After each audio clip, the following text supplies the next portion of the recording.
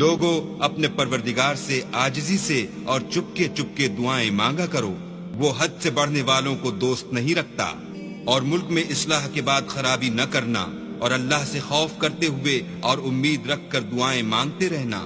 کچھ شک نہیں کہ اللہ کی رحمت نیکی کرنے والوں سے قریب ہے، اور وہی تو ہے جو اپنی رحمت یعنی مہ سے پہلے ہواؤں کو خوشخبری بنا کر بھیجتا ہے، یہاں تک کہ جب وہ بھاری بھاری بادلوں کو اٹھا لاتی ہے تو ہم اس کو ایک مری ہوئی بستی کی طرف ہانک دیتے ہیں، پھر بادل سے مہ برساتے ہیں، پھر مہ سے ہر طرح کے پھل پیدا کرتے ہیں۔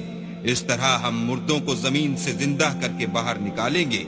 یہ آیات اس لیے بیان کی جاتی ہیں تاکہ تم نصیحت پکڑو۔ جو زمین پاکیزہ ہے اس میں سے سبزہ بھی پروردگار کے حکم سے نفیس ہی نکلتا ہے، اور جو خراب ہے اس میں جو کچھ نکلتا ہے ناقص ہوتا ہے۔ اسی طرح ہم اپنی آیتوں کو شکر گزار لوگوں کے لیے پھیر پھیر کر بیان کرتے ہیں۔